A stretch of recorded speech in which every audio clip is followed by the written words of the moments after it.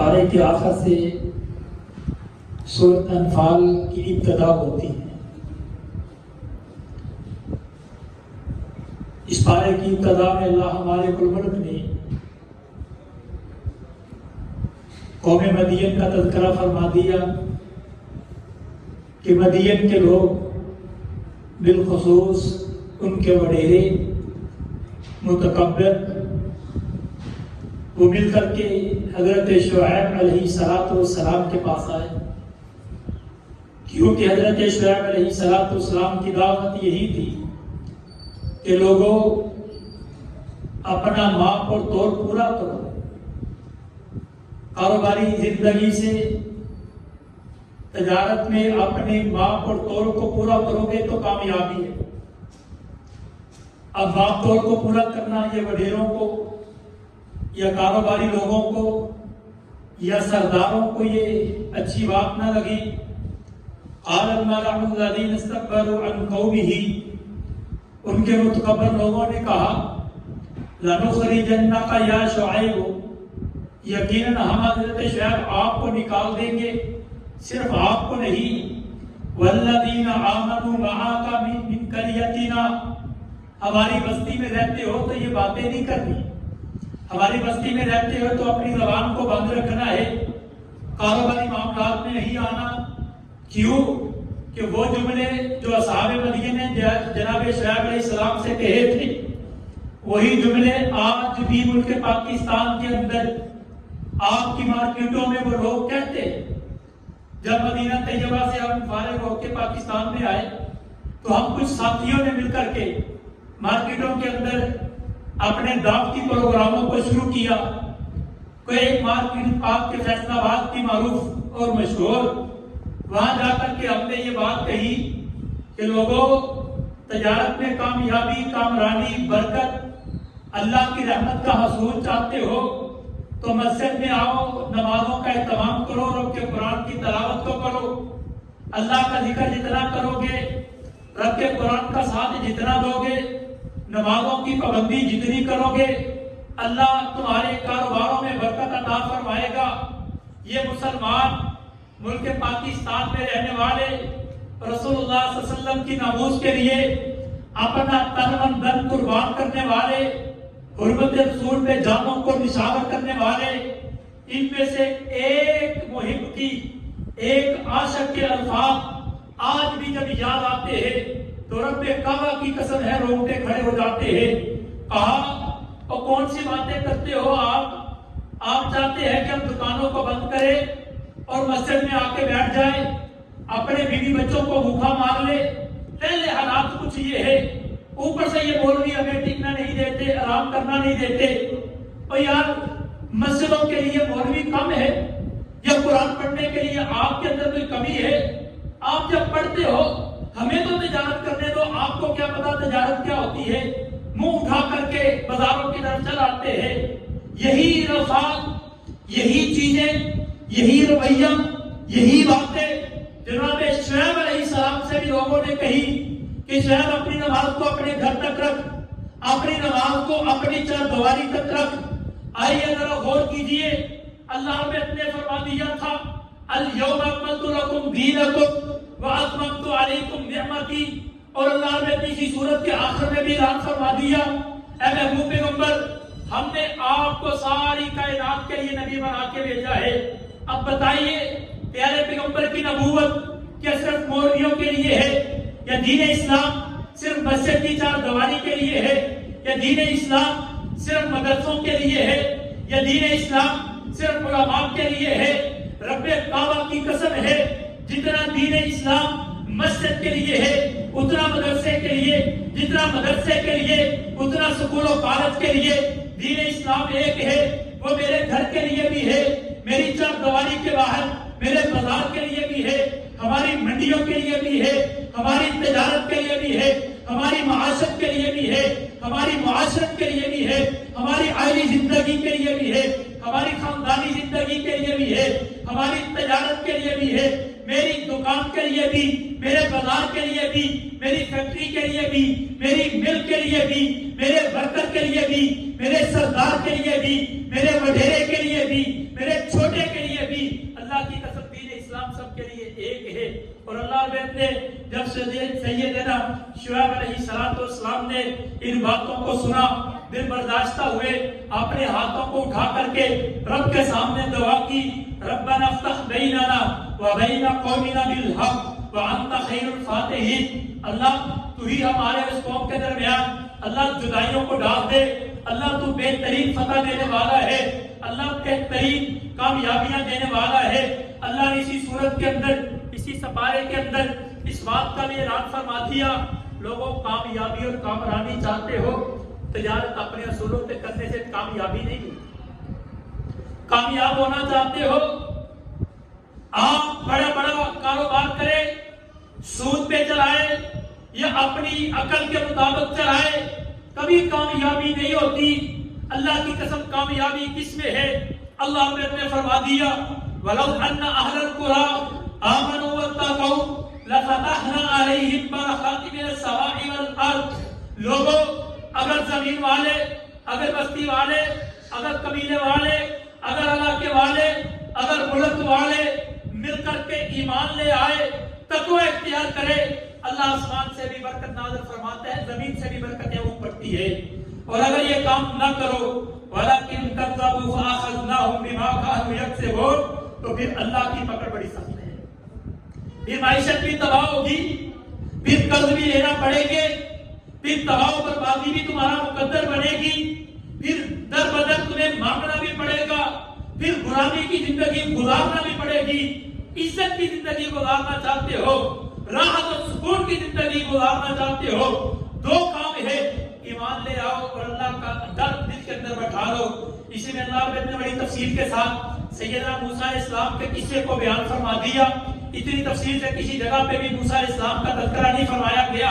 جناب موسیٰ علیہ السلام جب ایک مکہ مارنے کے ساتھ ایک فرعونی فوت ہوا، مر گیا، تو ڈر کے بھاگے، اللہ نے نبوت دی، جب نبوت لے کر کے قوم موسیٰ علیہ السلام کی طرف بھی آئے اور فرعونیوں کی طرف بھی آئے، حضرت موسیٰ علیہ السلام کو اللہ نے پہلی نصیحت فرمائی، اے موسیٰ تم جانے والے ہو ایک جابر کی طرف، تم جانے والے ہو ایک ظالم کی طرف، تم جانے والے ہو ایک متکبر کی طرف، لیکن اپنی زبان کو نرم رکھنا، رویے کو نرم رکھنا، ظالم کہہ کے نہیں پکارنا، متکبر کہہ کے نہیں پکارنا، کافر کہہ کے نہیں پکارنا، اپنی قول کو بڑا نرم رکھنا ہے۔ میرے رب نے یہاں یہ بھی بات سکھلا دی ہے، جب امر بالمعروف نہی عن المنکر کا کام کرنا ہو، زبان میں نرمی کا ہونا ضروری ہے۔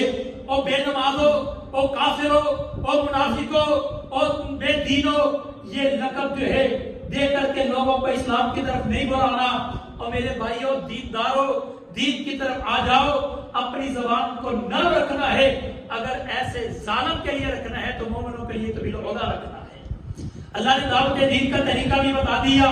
جناب موسیٰ علیہ السلام فرعون کے دربار میں کھڑے ہوئے، جا کر کے کہا میں اللہ کا نبی ہوں، میں اللہ کی دعوت لے کے آیا ہوں، مجھے میرے رب نے کچھ نشانیاں دی ہے۔ کون سی نشانی ہے؟ کہا دکھلاؤ۔ پہلی نشانی فَأَلْقَىٰ عَصَاهُ فَإِذَا هِيَ ثُعْبَانٌ مُّبِينٌ، اپنا عصا جو اپنے ساتھ رکھتے تھے اس لاٹھی کو گرا دیا اور ایک بڑا اژدہا بن گیا۔ فَإِذَا هِيَ بَيْضَاءُ لِلنَّاظِرِينَ، اپنے ہاتھ کو بغل میں ڈالا، جب نکالا تو لوگوں کے لیے چمکنے والا بن گیا۔ نشانیاں دیکھ کے چاہیے تو یہ تھا کہ قوم ایمان لے آئے، لیکن کچھ حواری، کچھ وزیر، کچھ مشیر پاس بیٹھے ہوئے، انہوں نے کیا کہا؟ اپنی زبان سے کہا ان ھذا لساحر علیم، ہم تو سمجھتے ہیں یہ جاننے والا جادوگر ہے، آپ کی امارت کو لے جائے گا، آپ کے منصب کو لے جائے گا، آپ کی بادشاہت کو لے جائے گا۔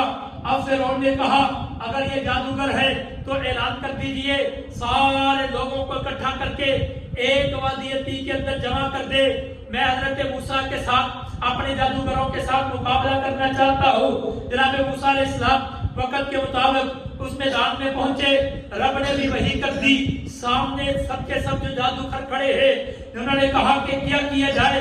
اللہ کی طرف سے وحی آئی وَأَوْحَيْنَا إِلَىٰ مُوسَىٰ أَنْ أَلْقِ عَصَاكَ، جب اپنی رسیوں کو ڈالا، جب اپنی رسیوں کو پھینکا تو سب بنے۔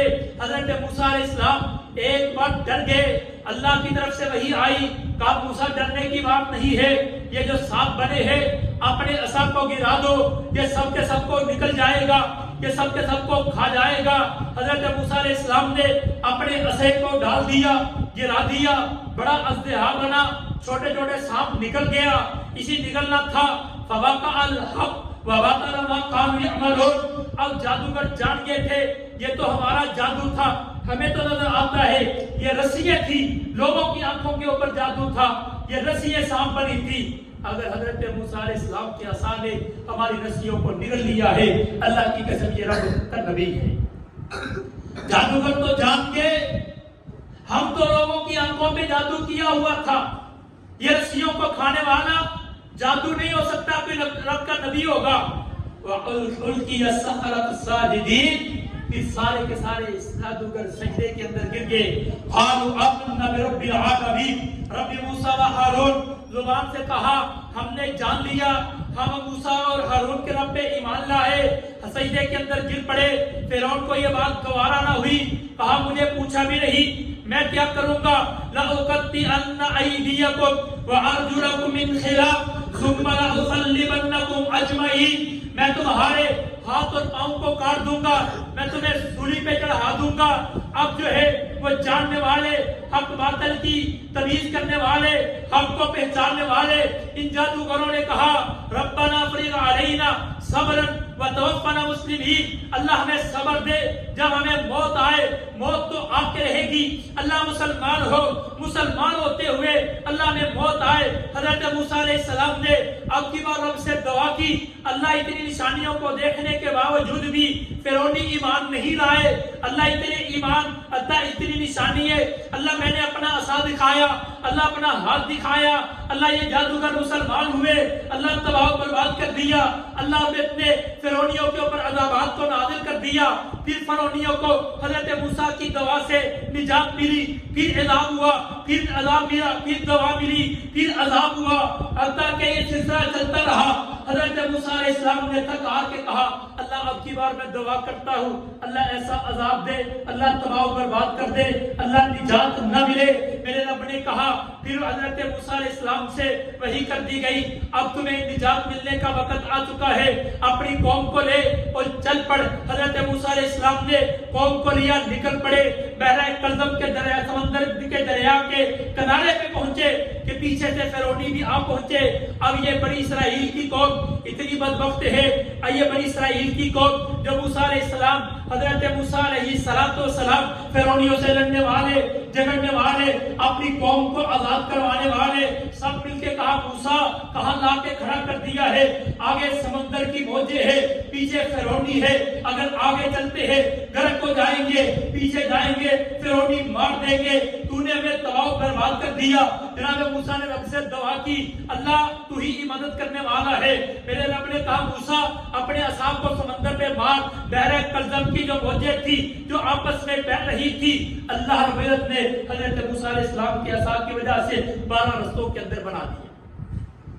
حضرت موسیٰ کو اللہ نے معجزہ دیا، فرعونی پیچھے آ رہے ہیں، بنی اسرائیل بحر کلزم کو کراس کیا، سمندر کے دوسرے کنارے پہ پہنچے۔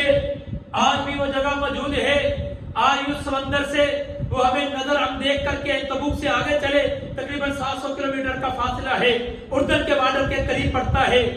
اللہ کے نبی علیہ السلام اپنی قوم کو لے کے آگے بڑھے، اسی وقت اللہ رب نے بھی ظالم کو مظلوم کے سامنے جو ظلم کرنے والے تھے ان کو ان کے سامنے جن کے اوپر ظلم کیا جاتا تھا، تباہ و برباد کرنا تھا، یہ فرعونی بھی بھاگے کہ ہم بھی دریا کو کراس کر لیں گے، سمندر کو کراس کریں گے۔ درمیان میں پہنچے، جس رب کے حکم سے دریا رستے بنے تھے اسی رب کے حکم سے پانی بہ پڑا۔ جب پانی بہا موجوں کے اندر آئے، فرعون نے کہا اب کی بار بھی میں پاسا پلٹتا ہوں، شاید کہ نجات مل جائے۔ پہلے جوؤں کا عذاب آیا، پاسا پلٹا تو عذاب ختم ہوا، پھر خون کا عذاب آیا، پھر قحط سالی کا عذاب آیا، پھر قحط سالی کے بعد جو ہے اللہ کے کئی عذابات ان کے اوپر نازل ہوئے۔ اب کی بار کہا کہ میں ایمان لاتا ہوں، کسی کے اوپر موسیٰ اور ہارون کے رب کے اوپر ایمان لے کے آتا ہوں، اللہ رب نے کہا اب کی بار تمہیں نجات ملنے والی نہیں ہے۔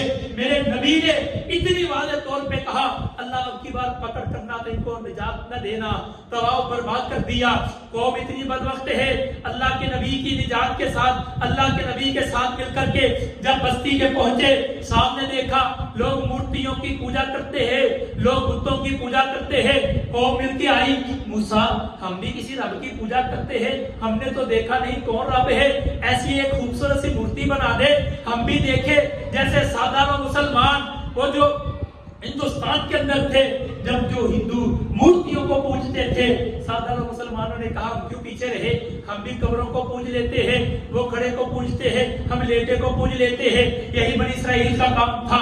حضرت موسیٰ نے کہا او بدبخت قوم کیسی بات کرتے ہو، میرے رب نے تمہیں کون سی شان دی ہے، کون سا مقام دیا ہے، کون سی عزت اور عفت دی ہے۔ اسی میں اللہ رب نے ان کو انہی دنوں میں اللہ رب نے حضرت موسیٰ علیہ السلام کو کوہ طور پہ بلا لیا، 40 راتوں کا وعدہ کیا۔ حضرت موسیٰ علیہ السلام اپنے ساتھ 40 لوگوں کو لیے اور نقیبوں کو لے کر کے کوہ طور پہ پہنچ گئے۔ جب بات اللہ سے کلام ہوئے، اللہ نے تورات کی تختیاں دی، قوم نے کہا، سرداروں نے کہا ہم مانتے تو ضرور ہے، ہمیں رب کا دیدار ہی کروا دے۔ جناب موسیٰ علیہ السلام کے دل کے اندر بھی جذبہ آیا، محبت بڑی، کہا کیوں نہ ربا میرے رب ہم بھی آپ کے چہرے کو دیکھ لے۔ ربی آرینی انظر الیک، اللہ میں چاہتا ہوں تیرے چہرے کو دیکھ لیا جائے۔ اللہ نے فرمایا لن ترانی، موسیٰ تو میرے کو دیکھ نہیں سکتا۔ اللہ کیوں نہیں دیکھ سکتا؟ اللہ تیرا بندہ تجھ سے کلام تو کرتا ہے۔ اللہ یہ بڑے بڑے سردار اللہ جا کے لوگوں کو بتائیں گے، اللہ ان کو اپنا دیدار کروا دے۔ اللہ فرماتے ہیں لا تدرکہ الابصار وہو یدرک الابصار، لوگوں کوئی آنکھ ایسی نہیں ہے جو رب کو دیکھ سکے، رب کی آنکھ ہے جو سب کو دیکھ سکتی ہے۔ اور حضرت عائشہ رضی اللہ تعالی عنہا اسی لیے بیان فرماتی ہے، صحیح البخاری کے اندر روایت ہے، جو بندہ یہ کہتا ہے میرے نبی نے اپنے رب کو معراج کی رات دیکھا، اللہ کی قسم جھوٹ بولتا ہے۔ پیارے پیغمبر نے بھی اللہ سے ملاقات کی، 70,000 نورانی فرشتے صرف آخری رات الجنتی جو ہے سب سے آخری نعمت جو ہے وہ اللہ کا دیدار کریں گے۔ آمنے سامنے جیسے چاند کو دیکھتے ہیں، ساری نعمتیں اللہ کی طرف سے دے دی جائیں گی۔ اللہ پھر ہم کلام ہو کے پوچھے گا او میرے بندو بتاؤ کسی اور نعمت کی ضرورت ہے؟ سب کے سب کہیں گے اللہ تو اپنے وعدے کا بڑا پکا ہے، اللہ تو اپنے وعدے کا بڑا سچا ہے، اللہ ساری نعمتیں ملی ہے۔ اللہ فرمائے گا ابھی ایک نعمت باقی ہے، جنتی کہیں گے اللہ ساری نعمتیں مل چکی ہے، اللہ ہم سب کو دیدار نصیب فرمائے۔ پھر اللہ اپنے پردے کو اپنے چہرے سے پردے کو اٹھائے گا، لوگ اللہ کا دیدار کریں گے، جنت کی ساری نعمتیں بھول جائیں گے، سب سے بڑا انعام، سب سے بڑی نعمت اللہ کا دیدار ہوگا۔ اللہ ہم سب کو نصیب فرما دے۔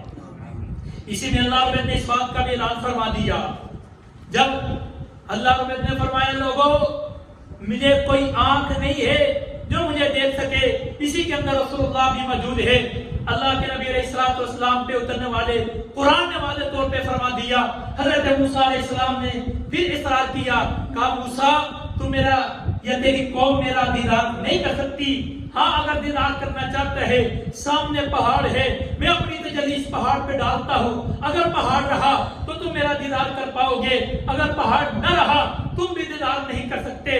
تجلی پڑی اور پہاڑ جو ہے ریلا ریلا ہوا، سب کے سب جو ہے موت کی نیند سو گئے۔ پھر اللہ رب نے اٹھایا، پھر اللہ نے زندگی دی۔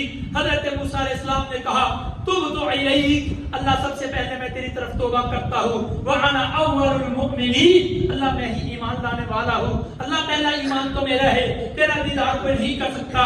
اسی صورت میں اللہ اس بات کا بھی اعلان فرما دیا کہ محبوب پیغمبر ساری کائنات کے لیے نبی ہے، قل یا ایھا الناس انی رسول اللہ الیکم جمیعا، اور ساتھ ہی اعلان فرما دیا جو ساری کائنات کا نبی ہے، جس کو سب سے اعلیٰ مقام دیا، اس کا شان کیا ہے، اس کی رفت کیا ہے، اس کے بارے میں عقیدہ کیا ہے، قل لا املک لنفسی نفعا ولا ضرا، یہ بات یاد رکھ لو کہ نبی کو بھی کسی نفع نقصان کا مالک نہیں ہے، نبی کو بھی اللہ نے علم غیب نہیں دیا۔ اسی صورت میں آخر پہ اللہ نے اس بات کا بھی اعلان فرما دیا وَإِذَا قُرِئَ الْقُرْآنُ فَاسْتَمِعُوا لَهُ وَأَنصِتُوا لَعَلَّكُمْ تُرْحَمُونَ، لوگوں جب قرآن سنو، قرآن کی تلاوت ہو تو غور سے سن لیا کرو. جیسے قرآن پڑھنا عبادت ہے, جیسے قرآن سیکھنا عبادت ہے, جیسے قرآن سکھانا عبادت ہے, جیسے قرآن کو نشر کرنا عبادت ہے, ویسے قرآن کی تلاوت کو سننا بھی عبادت ہے. جو قرآن کو سنتے ہیں اللہ ان کے اوپر اپنی رحمتوں کو نازل فرماتے ہیں. آگے سورۃ انفال ہے جس کی تفصیل انشاءاللہ کل بیان کرنے کی کوشش کریں گے. اللہ سے دعا ہے اللہ ہمیں صحیح معنوں میں قرآن سیکھنے اور سکھانے کی توفیق عطا فرمائے. وآخر دعوانا الحمدللہ رب العالمین.